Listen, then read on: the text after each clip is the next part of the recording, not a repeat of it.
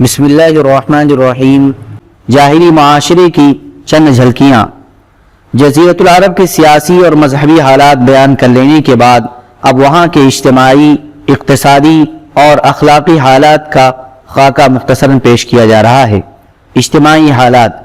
عرب آبادی مختلف طبقات پر مشتمل تھی اور ہر طبقے کے حالات ایک دوسرے سے بہت زیادہ مختلف تھے۔ چنانچہ طبقہ اشراف میں مرد عورت کا تعلق خاصاً ترقی یافتہ تھا۔ عورت کو بہت کچھ خود مختاری حاصل تھی، اس کی بات مانی جاتی تھی اور اس کا اتنا احترام اور تحفظ کیا جاتا تھا کہ اس راہ میں تلواریں نکل پڑتی تھی اور خونریزیاں ہو جاتی تھی۔ آدمی جب اپنے کرم و شجاعت پر، جسے عرب میں بڑا بلند مقام حاصل تھا، اپنی تعریف کرنا چاہتا تو عموماً عورت ہی کو مخاطب کرتا۔ بسا اوقات عورت چاہتی تو قبائل کو صلح کے لیے اکٹھا کر دیتی اور چاہتی تو ان کے درمیان جنگ اور خونریزی کے شعلے بھڑکا دیتی، لیکن ان سب کے باوجود بلا نزاع مرد ہی کو خاندان کا سربراہ مانا جاتا تھا اور اس کی بات فیصلہ کن ہوا کرتی تھی۔ اس طبقے میں مرد اور عورت کا تعلق عقد نکاح کے ذریعے ہوتا تھا اور یہ نکاح عورت کے اولیاء کے زیر نگرانی انجام پاتا تھا۔ عورت کو یہ حق نہ تھا کہ ان کی ولایت کے بغیر اپنے طور پر اپنا نکاح کر لے۔ ایک طرف طبقہ اشراف کا یہ حال تھا تو دوسری طرف دوسرے طبقوں میں مرد و عورت کی اختلاط کی اور بھی کئی صورتیں تھیں جنہیں بدکاری و بے حیائی اور فحشکاری و زناکاری کے سوا کوئی اور نام نہیں دیا جا سکتا۔ حضرت عائشہ رضی اللہ تعالی عنہا کا بیان ہے کہ جاہلیت میں نکاح کی 4 صورتیں تھیں۔ ایک تو وہی صورت تھی جو آج بھی لوگوں میں رائج ہے کہ ایک آدمی دوسرے آدمی کو اس کی زیر ولایت لڑکی کے لیے نکاح کا پیغام دیتا، پھر منظوری کے بعد مہر دے کر اس سے نکاح کر لیتا۔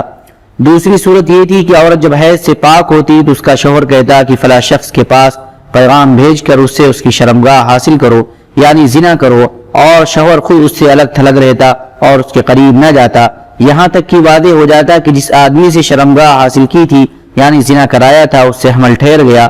جب حمل واضح ہو جاتا تو اس کے بعد اگر شوہر چاہتا تو اس عورت کے پاس جاتا۔ ایسا اس لیے کیا جاتا تھا کہ لڑکا شریف اور باکمال پیدا ہو۔ اس نکاح کو نکاح استبضاء کہا جاتا تھا اور اسی کو ہندوستان میں نیوگ کہتے ہیں۔ نکاح کی تیسری صورت یہ تھی کہ 10 آدمیوں سے کم کی ایک جماعت اکٹھا ہوتی، سب کے سب ایک ہی عورت کے پاس جاتے اور بدکاری کرتے۔ جب وہ عورت حاملہ ہو جاتی اور بچہ پیدا ہوتا تو پیدائش کے چند رات بعد وہ عورت سب کو بلا بھیجتی اور سب کو آنا پڑتا، مجال نہ تھی کہ کوئی نہ آئے۔ اس کے بعد وہ عورت کہتی کہ آپ لوگوں کا جو معاملہ تھا وہ تو آپ لوگ جانتے ہی ہیں، اب میرے بطن سے بچہ پیدا ہوا ہے اور اے فلاں وہ تمہارا بیٹا ہے۔ وہ عورت ان میں سے جن کا نام چاہتی لے لیتی، وہ اس کا لڑکا مان لیا جاتا۔ چوتھا نکاح یہ تھا کہ بہت سے لوگ اکٹھے ہوتے اور کسی عورت کے پاس جاتے، وہ اپنے پاس کسی آنے والے سے انکار نہ کرتی۔ یہ رنڈیاں ہوتی تھی جو اپنے دروازوں پر جھنڈیاں گاڑے رکھتی تھی تاکہ نشانی کا کام دے اور جو ان کے پاس جانا چاہے بے دھڑک چلا جائے۔ جب ایسی عورت حاملہ ہوتی اور بچہ پیدا ہوتا تو سب کے سب اس کے پاس جمع ہوتے اور قیافہ شناس کو بلاتے۔ قیافہ شناس اپنی رائے کے مطابق اس لڑکے کو کسی بھی شخص کے ساتھ ملحق کر دیتا، پھر یہ اسی سے مربوط ہو جاتا اور اسی کا لڑکا کہلاتا، وہ اس سے انکار نہ کر سکتا تھا۔ جب اللہ تعالیٰ نے محمد صلی اللہ علیہ وسلم کو مبعوث فرمایا تو جاہلیت کے سارے نکاح منہدم کر دیے، صرف اسلامی نکاح باقی رہا جو آج رائج ہے۔ عرب میں مرد و عورت کے ارتباط کی بعض صورتیں ایسی بھی تھی جو تلوار کی دھار اور نیزے کی نوک پر وجود میں آتی تھی، یعنی قبائلی جنگوں میں غالب آنے والا قبیلہ مغلوب قبیلے کی عورتوں کو قید کر کے اپنے حرم میں داخل کر لیتا تھا، لیکن ایسی عورتوں سے پیدا ہونے والی اولاد زندگی بھر عار محسوس کرتی تھی۔ زمانہ جاہلیت میں کسی تحدید کے بغیر متعدد بیویاں رکھنا بھی ایک معروف بات تھی۔ لوگ ایسی 2 عورتیں بھی بیک وقت نکاح میں رکھ لیتے تھے جو آپس میں سگی بہن ہوتی تھی۔ باپ کے طلاق دینے یا وفات پانے کے بعد بیٹا اپنی سوتیلی ماں سے بھی نکاح کر لیتا تھا۔ طلاق کا اختیار مرد کو حاصل تھا اور اس کی کوئی حد معین نہ تھی۔ زناکاری تمام طبقات میں عروج پر تھی، کوئی طبقہ یا انسانوں کی کوئی قسم اس سے مستثنیٰ نہ تھی۔ البتہ کچھ مرد اور کچھ عورتیں ایسی ضرور تھیں جنہیں اپنی بڑائی کا احساس اس برائی کے کیچڑ میں لت پت ہونے سے باز رکھتا تھا۔ پھر آزاد عورتوں کا حال لونڈیوں کے مقابل نسبتاً اچھا تھا۔ اصل مصیبت لونڈیاں ہی تھی اور ایسا لگتا ہے کہ اہل جاہلیت کی غالب اکثریت اس برائی کی طرف منسوب ہونے میں کوئی عار بھی محسوس نہیں کرتی تھی۔ چنانچہ سنن ابی داؤد وغیرہ میں مروی ہے کہ ایک دفعہ ایک آدمی نے کھڑے ہو کر کہا، یا رسول اللہ، فلاں شخص میرا بیٹا ہے، میں نے جاہلیت میں اس کی ماں سے زنا کیا تھا۔ رسول اللہ صلی اللہ علیہ وسلم نے فرمایا، اسلام میں ایسے دعوے کی کوئی گنجائش نہیں، جاہلیت کی بات گئی، اب تو لڑکا اسی کا ہوگا جس کی بیوی یا لونڈی ہو، اور زناکار کے لیے پتھر ہے۔ اور حضرت سعد بن ابی وقاص رضی اللہ تعالیٰ عنہ اور حضرت زماں کے درمیان زماں کی لوڈی کے بیٹے عبد الرحمن بن زماں کے بارے میں جو جھگڑا پیش آیا تھا وہ بھی معروف ہے۔ جاہلیت میں باپ بیٹے کا تعلق بھی مختلف نوعیت کا تھا۔ کچھ تو ایسے تھے جو کہتے تھے، انما اولادنا بیننا اکبادنا تمشی علی الارض، ہماری اولاد ہمارے کلیجے ہیں جو روئے زمین پر چلتے پھرتے ہیں۔ لیکن دوسری طرف کچھ ایسے بھی تھے جو لڑکیوں کو رسوائی اور خرچ کے خوف سے زندہ دفن کر دیتے تھے اور بچوں کو فقر و فاقہ کے ڈر سے مار ڈالتے تھے۔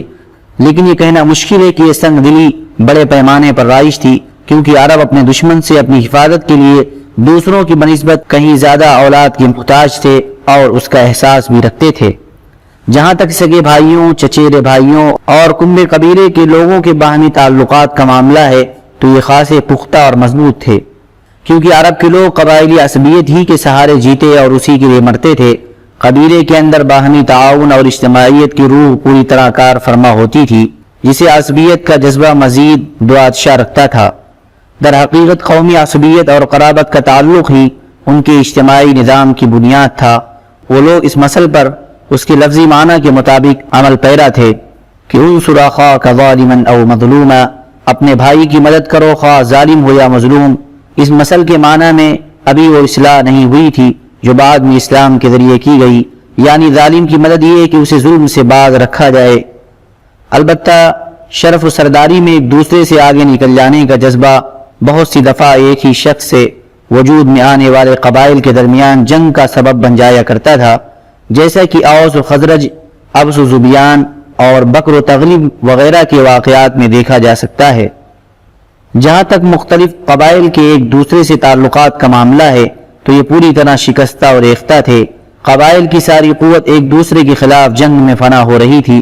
البتہ دین اور خرافات کے آمیزے سے تیار شدہ بعض رسوم و عادات کی بدولت بسا اوقات جنگ کی حدت و شدت میں کمی آ جاتی تھی، اور بعض حالات میں موالات، حلف اور تابعداری کے اصولوں پر مختلف قبائل یکجا ہو جاتے تھے۔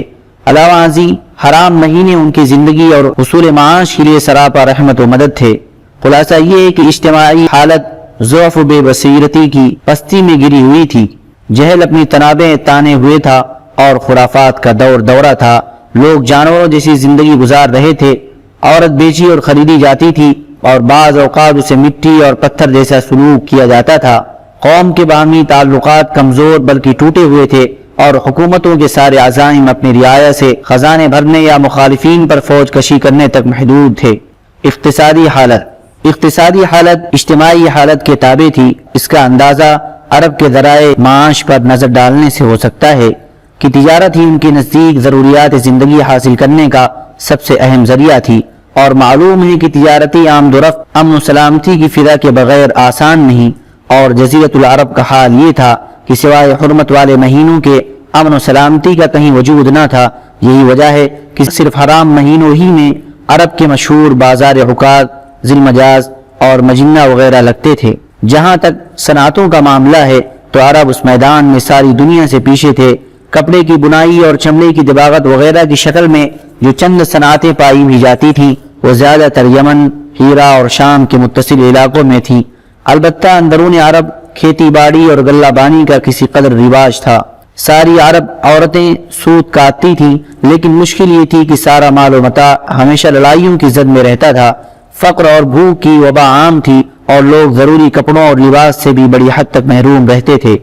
اخلاق یہ تو اپنی جگہ مسلم ہے کہ اہل جاہلیت میں خسیس و رذیل عادتیں اور وجدان و شعور اور عقل سلیم کے خلاف باتیں پائی جاتی تھی، لیکن ان میں ایسے پسندیدہ اخلاق فاضلہ بھی تھے جنہیں دیکھ کر انسان دنگ اور شستر رہ جاتا ہے۔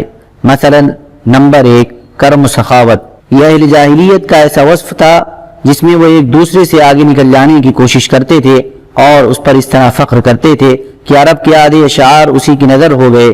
اس وصف کی بنیاد پر کسی نے خود اپنی تعریف کی تو کسی نے کسی اور کی، حالت یہ تھی کہ سخت جاڑے اور بھوک کے زمانے میں کسی کے گھر کوئی مہمان آ جاتا اور اس کے پاس اپنی اس ایک اونٹنی کے سوا کچھ نہ ہوتا جو اس کی اور اس کے کنبے کی زندگی کا واحد ذریعہ ہوتی، تو بھی ایسی سنگین حالت کے باوجود اس پر سخاوت کا جوش غالب آ جاتا اور وہ اٹھ کر اپنے مہمانوں کے لیے اپنی اونٹنی ذبح کر دیتا۔ ان کے کرم کا ہی نتیجہ تھا کہ وہ بڑی بڑی دیت اور مالی ذمہ داریاں اٹھا لیتے اور اس طرح انسانوں کو بربادی اور خونریزی سے بچا کر دوسرے رئیسوں اور سرداروں کے مقابل فخر کرتے تھے۔ اسی کرم کا نتیجہ تھا کہ وہ شراب نوشی پر فخر کرتے تھے، اس لیے نہیں کہ یہ بذات خود کوئی فخر کی چیز تھی، بلکہ اس لیے کہ کرم و سخاوت کو آسان کر دیتی تھی، کیونکہ نشے کی حالت میں مال لٹانا انسانی طبیعت پر گرا نہیں گزرتا۔ اس لیے لوگ انگور کے درخت کو کرم اور انگور کی شراب کو بنت الکرم کہتے تھے۔ جاہلی اشعار کے دواوین پر نظر ڈالیے تو یہ مدح و فخر کا ایک اہم باب نظر آئے گا۔ انترا بن شداد عبسی اپنے معلقہ میں کہتا ہے: وَلَقَدْ شَرِبْتُ مِنَ الْمُدَامَةِ بَعْدَمَا رَكَدَ الْهَوَاجِرُ بِالْمَشُوفِ الْمُعْلَمِ بِزُجَاجَةٍ صَفْرَاءَ ذَاتِ أَسِرَّةٍ قُرِنَتْ بِأَزْهَرَ بِالشِّمَالِ مُفَدَّمِ فَإِذَا شَرِبْتُ فَإِنَّنِي مُسْتَهْلِكٌ مَالِي وَعِرْضِي وَافِرٌ لَمْ يُكْلَمِ وَإِذَا صَحَوْتُ فَمَا أُقَصِّرُ عَنْ نَدَى وَكَمَا عَلِمْتِ شَمَائِلِي وَتَكَرُّمِي۔ میں نے دوپہر کی تیزی رکنے کے بعد ایک زرد رنگ کے دھاری دار جام بلنوری سے جو بائیں جانب رکھی ہوئی تابناک اور موبند خم کے ساتھ تھا نشان لگی ہوئی صاف شفاف شراب پی، اور جب میں پی لیتا ہوں تو اپنا مال لٹا دیتا ہوں، لیکن میری آبرو بھرپور رہتی ہے، اس پر کوئی چوٹ نہیں آتی، اور جب میں ہوش میں آتا ہوں تب بھی سخاوت میں کوتاہی نہیں کرتا، اور میرا اخلاق و کرم جیسا کچھ ہے تمہیں معلوم ہے۔ ان کے کرم کا ہی نتیجہ تھا کہ وہ جوا کھیلتے تھے۔ ان کا خیال تھا کہ یہ بھی سخاوت کی ایک راہ ہے، کیونکہ انہیں جو نفع حاصل ہوتا یا نفع حاصل کرنے والوں کے حصے سے جو کچھ فاضل بچ رہتا اسے مسکینوں کو دے دیتے تھے۔ اسی لیے قرآن پاک نے شراب اور جوئے کے نفع کا انکار نہیں کیا، بلکہ یہ فرمایا کہ وَإِثْمُهُمَا أَكْبَرُ مِن نَّفْعِهِمَا، ان دونوں کا گناہ ان کے نفع سے بڑھ کر ہے۔ نمبر 2، وفائے عہد۔ یہ بھی دور جاہلیت کے اخلاق فاضلہ میں سے ہے۔ عہد کو ان کے نزدیک دین کی حیثیت حاصل تھی، جس سے وہ بہرحال چمٹے رہتے تھے، اور اس راہ میں اپنی اولاد کا خون اور اپنے گھر بار کی تباہی بھی ہیج سمجھتے تھے۔ اسے سمجھنے کے لیے حاری بن مسعود شیبانی، سموال بن عادیہ اور حاجب بن زرارہ کے واقعات کافی ہیں۔ نمبر 3، خودداری و عزت نفس۔ اس پر قائم رہنا اور ظلم جبر برداشت نہ کرنا بھی جاہلیت کے معروف اخلاق میں سے تھا۔ اس کا نتیجہ یہ تھا کہ ان کی شجاعت و غیرت حد سے بڑھی ہوئی تھی۔ وہ فوراً بھڑک اٹھتے تھے اور ذرا ذرا سی بات پر جس سے ذلت و اہانت کی بو آتی شمشیر و سنان اٹھا لیتے اور نہایت خونریز جنگ چھیڑ دیتے۔ انہیں اس راہ میں اپنی جان کی قطعاً پرواہ نہ تھی۔ نمبر 4، عزائم کی تکمیل۔ اہل جاہلیت کی ایک خصوصیت یہ بھی تھی کہ جب وہ کسی کام کو مجد و افتخار کا ذریعہ سمجھ کر انجام دینے پر تل جاتے تو پھر کوئی رکاوٹ انہیں روک نہیں سکتی تھی۔ وہ اپنی جان پر کھیل کر اس کام کو انجام دے ڈالتے تھے۔ نمبر 5، حلم و بردباری اور سنجیدگی۔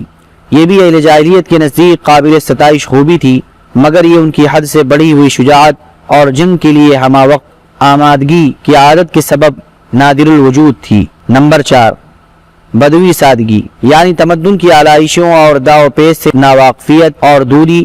اس کا نتیجہ یہ تھا کہ ان میں سچائی اور امانت پائی جاتی تھی۔ وہ فریب کاری و بدعہدی سے دور اور متنفر تھے۔ ہم سمجھتے ہیں کہ جزیرۃ العرب کو ساری دنیا سے جو جغرافیائی نسبت حاصل تھی، اس کے علاوہ یہی وہ قیمتی اخلاق تھے جن کی وجہ سے اہل عرب کو بنی نوع انسان کی قیادت اور رسالت عامہ کا بوجھ اٹھانے کے لیے منتخب کیا گیا، کیونکہ یہ اخلاق اگرچہ بعض اوقات شر و فساد کا سبب بن جاتے تھے اور ان کی وجہ سے المناک حادثات پیش آتے تھے، لیکن یہ فی نفسی بڑے قیمتی اخلاق تھے جو تھوڑی سی اصلاح کے بعد انسانی معاشرے کے لیے نہایت مفید بن سکتے تھے، اور یہی کام اسلام نے انجام دیا۔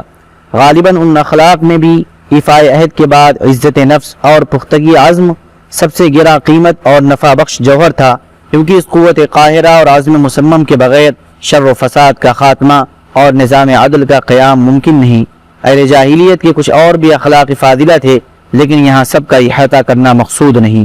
سبحان ربک رب العزت عما یصفون وسلام علی المرسلین الحمد للہ رب العالمین۔